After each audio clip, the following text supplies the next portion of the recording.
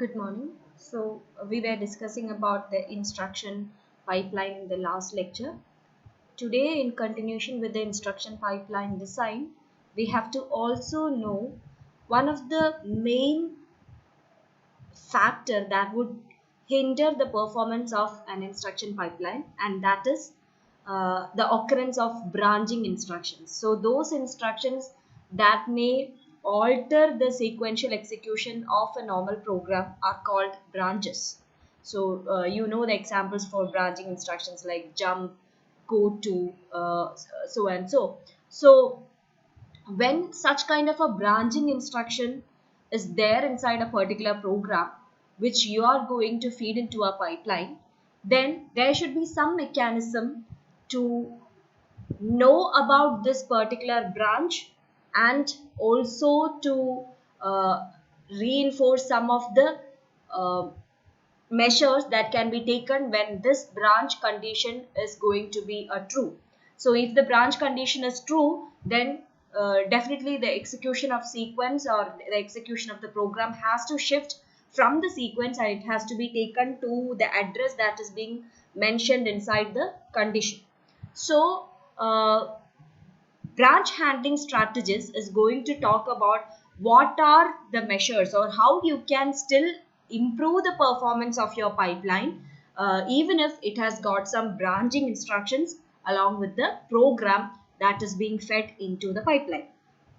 So as I said, the performance of the pipeline processor will be limited if they have got data dependencies as well as branch instructions. So we know how to resolve the data dependencies. We have seen all the mechanisms like dynamic instruction scheduling. Then you can go for static scheduling where you rearrange before you feed into the pipeline. Then you have Tomaselos or CDC scoreboarding mechanisms for dynamic instruction scheduling.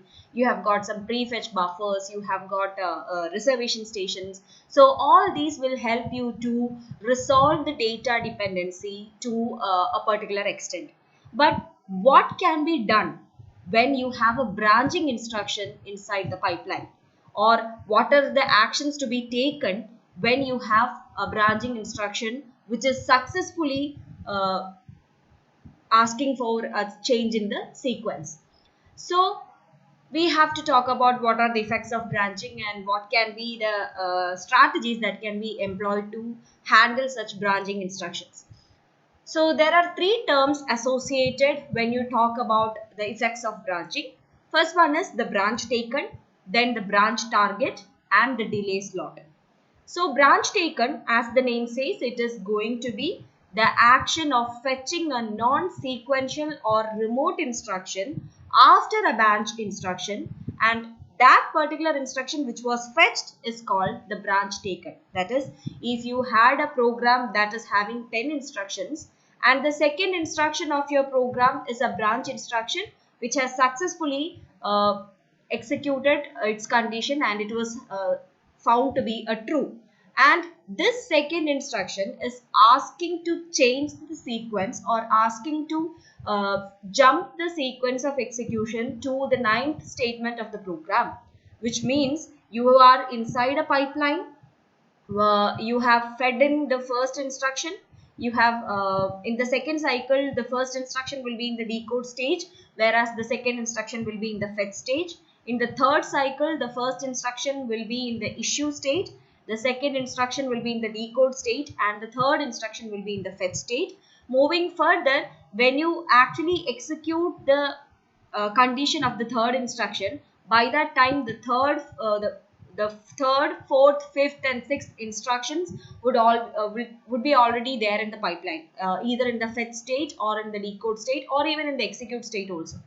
So when a particular instruction has executed and it was found to be a branch instruction and it is the condition has taken to be a true, then you are no longer supposed to execute all the instructions which follow this particular instruction. You have to switch the execution from that instruction to a particular instruction which is recommended by the instruction, and that in a particular instruction which was recommended by the branch is called a branch taken. Second one is branch target. So the branch target is the instruction to be executed after a branch taken is called a branch target. So in the case of the branch instruction, it will recommend a particular instruction, and that we are calling it as the branch taken. When you actually shift the execution to that particular instruction, then that is your branch target. Now talking about the delay slot. Delay slot is the number of pipeline cycles that would be wasted between a branch taken and the fetching of its branch target. So that is delay slot. So when you have the second instruction at cycle number 4 or 5, it will be in the execute state, and in the 7th clock cycle, it would be saying that you have successfully executed, the condition is true. Now you have to check for the 8th instruction of the sequence. That recommendation is called the branch taken. But to successfully execute that particular instruction, the 8th instruction, you have to first fetch the 8th instruction. Then you have to decode what is being told. So there are some cycle delays that may occur because of this fetching of the branch target. So that delay between the branch taken or the successful execution of the branch instruction and the change of sequence to the branch target is called delay slot, or which is represented using the symbol P. So generally, when you talk about the delay slot, it would be having a range between 0 and k minus 1, where k is the number of stages of the pipeline. So these are the three important terminologies that you should know before we talk about the branch handling strategies, which is branch taken, branch target, and delay slot. Now, when you talk about this branch handling, as I said, the performance of the pipeline is going to be affected when you have a branch inside the sequence. So, there are two limiting factors. First one is the data dependency, and the other one is the branch handling or the branch effects of branching. Now, let's see how the total execution time is getting affected due to the effect of branching. So, we know when you talk about the total time taken to successfully execute an instruction, n instructions inside a pipeline, we have taken an expression which is the effective is equal to k plus n minus 1 into tau, where tau is the clock cycle rate. So, we have told about all that. So, when you have some pipeline, when you have some branching, then you have to also take into consideration the effect of branching that would hinder or that would apply on the total execution time. And as you can see in this particular expression, this is k tau plus n minus 1 tau, which is the total execution time which we have considered without considering the effect of branching. Then you can see an expression here which is saying PQNB2. Okay, PQNB2. So this one is collectively called, this expression, this PQNB2 is collectively called the branch penalty, or the effect that has incurred due to, or the overhead that has incurred due to a branching that has occurred in the sequence. So what does this PQNB2 means? Here the P stands for the probability of a conditional branch instruction in a typical instruction stream. So you have got an instruction stream which is having n instructions. Out of the n instructions, whether or not you are having a conditional branch instruction, the probability to have a conditional branch instruction, that is referred to by the term which is denoted by P. Now what is Q? Q is again a probability, which is the probability of successfully executing a conditional branch instruction, which means you have got a branch instruction inside the sequence, or you have got say M instructions, M conditional branch instructions. Out of the M conditional branch instructions in an instruction stream, how many of them, or what is the probability that out of the M instructions, how many instructions would refer to a success, or how many of them will successfully say that the condition is true? That is pointed by the term Q, which is the probability of a successfully executed conditional branch instruction. Then N is, as I said, the number of instructions, the total number of instructions in the instruction stream. Tau stands for the clock cycle or the clock cycle time to be intact. Then B, as we know, it is the delay slot. So put it together, the probability of having a conditional branch in the instruction stream, the probability of successfully executing conditions, then the total number of instructions into the delay slot into the clock cycle, you get something called the branch penalty. You have to add this branch penalty to this total time, the expression for the total time taken, and thus you will get the total time taken inside an instruction pipeline when you have branch instructions to be executed. So your expression for computing the total time taken, which was discussed in the previous module, has to be modified taking into consideration the branch penalty also. So this is it. So this is a pictorial representation. So you have got some instructions here. Tau stands for the clock cycle. This is a k-stage pipeline. Then this is the original instruction flow, whereas here you can see there is a branch taken.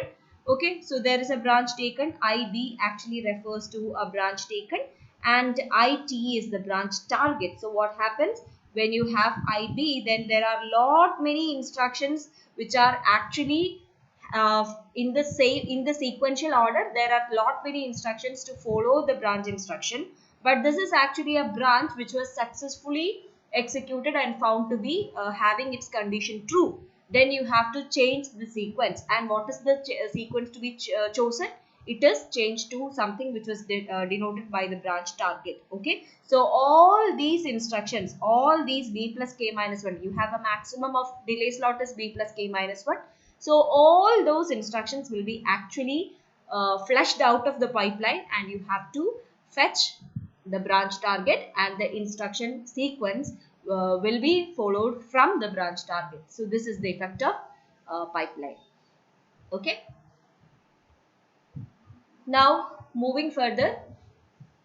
So as I said, just like we have a branch penalty incurred in the case of the total time taken, your throughput will also be affected in the case of the total time, in the case of the pipeline having branches.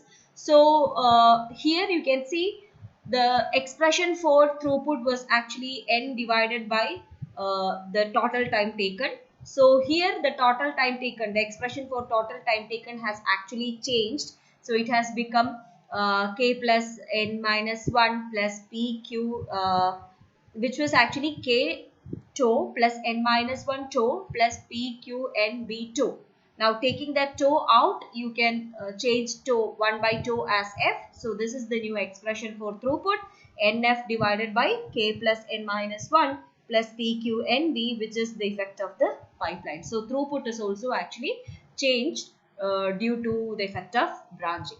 So when you talk about deciding a pipeline, you have to take into consideration whether or not there are branch statements, whether or not they will be having a probability of successfully executing their conditions, then how many instructions are there, and also what is the maximum delay slot that is possible. So as I said, the maximum delay slot is b plus k minus 1, where k is the number of stages.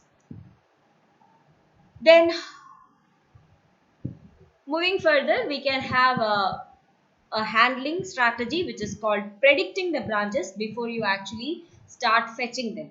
So you can have two modes for branch prediction, as we have discussed before. It can be static or dynamic. So the two methods in the case of static, so it can be done with the help of a compiler, and dynamic, as the name says, it has to be done while the program is actually under execution. So in the case of static branch prediction, you are going to predict the branch based on the type of branching. So you have so many types of branching. You have discussed when you have learned the microprocessor course, you have learned so many types of branching like jump to zero, jump to non-zero, so and so. So based on the type of the branch instruction, you can actually predict whether this will be taken or not. So if you could predict that this particular instruction would be taken, you can arrange the remaining instructions accordingly so that you will not have to make the pipeline wait. So the static strategy requires the collection of frequencies and probabilities of branch taken. So you will have to make a collection of the previous experiences, whether this particular instruction was taken or not when the program was executed before.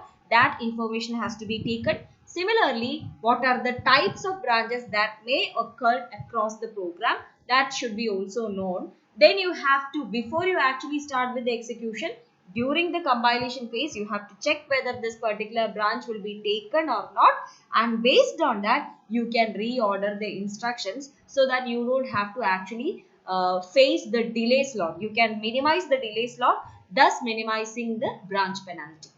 So the problem with this one is that some of the branch instructions may not be known whether they will be taken or not, because that decision has to happen only during the execution phase. So you cannot say that this particular method or the static prediction method is so accurate in the case of a normal instruction pipeline. Still, you can use it if you are so sure whether this will be taken or this will not be taken. Then you can rearrange, you can go for the static branch prediction. Moving to the dynamic branch prediction, there are three classes or three methods by which you can perform dynamic branch prediction. So the first class is that it will predict the branch direction based on the information found at the decode state. So you will be fetching it, you will be decoding it, and during that phase, during the decode phase, you are going to predict whether this will be taken or not taken. That is the first class or the first method. So in the next class, you are going to predict whether a branch will be taken or not after computing the effective address of the branch target. So you will be in the decode phase, you will be checking what is the type of the instruction. Then you will be actually computing what would be the effective target or the effective address of the branch target.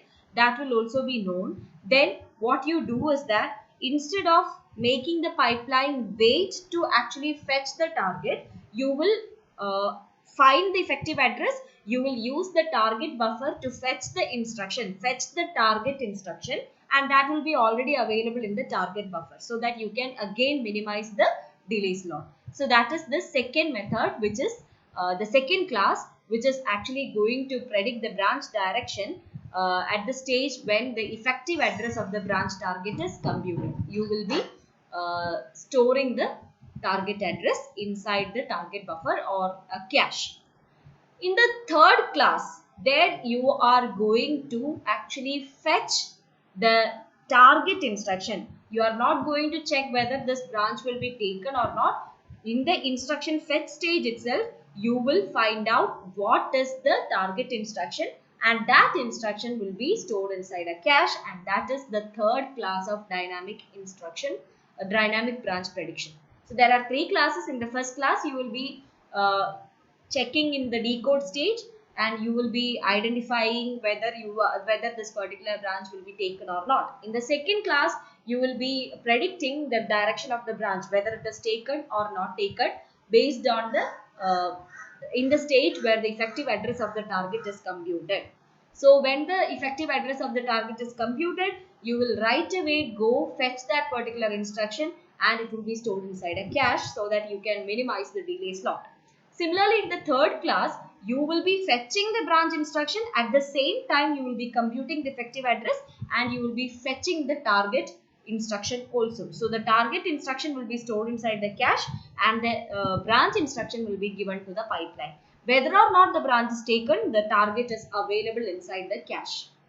So that is in the case of the third method of branch prediction, in the case of dynamic branch handling. Now, this process actually requires additional hardware. So as we have seen, there should be an extra cache or a target buffer which should hold this particular target. So there should be a hardware. It actually needs a hardware assistance, and this hardware keeps track of the past behavior of the branch instructions at runtime. So it will be taking into consideration what happened when such kind of an instruction was given in the previous program, that thing will be actually known to the hardware, and based on that it will be making the prediction about the same type of instruction that may occur in the next program. The amount of history recorded should be relatively small, because you are not supposed to have an enormous amount of memory, because as the memory increases the expense also increases. So you will be having very small amount of memory to store the history. Otherwise, the prediction logic becomes too costly to implement. So that is about dynamic branch handling. Now, talking about this again, you have something called the branch target buffer, or which is shortly known as BTB, which is actually suggested by Lee and Smith, two scientists who were actually working on improving the efficiency of the instruction pipeline. So they actually suggested to have a branch target buffer which could handle the branch prediction. So this branch target buffer is going to hold the recent branch informations, whether it was taken, whether it was not taken, what is the address of the branch instruction, and what was the target address. Everything will be stored inside the branch target buffer, so that whenever you encounter with the same type of instructions, you can make use of the previously stored information, so that you can easily perform the instruction without causing much of a delay in the pipeline. So the BTB entries will contain the information which could guide the prediction. As I said, there will be the instruction address of the branch, there will be the prediction status, whether it is taken or not taken, then the branch target address also.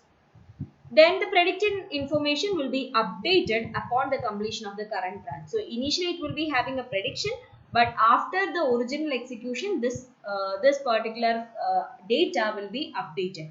So the BTB can be extended to store not only the branch target address, but also the target instruction itself. If you wish, you can have an additional memory space which could store the original instruction. That is also possible. This is to allow zero delay in converting conditional branches to unconditional branches. So this will actually help. If you can actually store the instruction along with this, then BTB can also help in having a zero delay to convert conditional branches to unconditional branches. So this is about the branch target buffer. This is actually a pictorial representation of the same, where you can see this particular column stands for the branch instruction address. Then you have the prediction status, whether it is actually taken or not taken. Then you will have the target address, or the address of the branch target. Okay. So this is the content of a branch target buffer. Then if required, you can have another column where you can actually fetch and store the instruction which is actually suggested by this branch target address. So that's all about instruction pipeline. So we have discussed about what are the possibilities of an instruction pipeline, how you can adopt mechanisms to improve the performance, like how you can have prefetch buffers, then internal data forwarding, or avoiding the hazards, so and so. Then we have also discussed about what are the effects of branching, what are the factors that may create a hindrance to the performance of the instruction pipeline, how you can schedule the instructions, whether you can go for static scheduling or dynamic scheduling. All those are actually focusing on improving the efficiency of the instruction pipeline. So when you are actually asked to design an instruction pipeline, you will have to take into consideration whether there is a branch, whether there is a penalty. All these should be taken into consideration, and then you can successfully implement or successfully design an instruction pipeline. So that completes the topic on instruction pipeline design. Next we'll see on arithmetic pipeline design.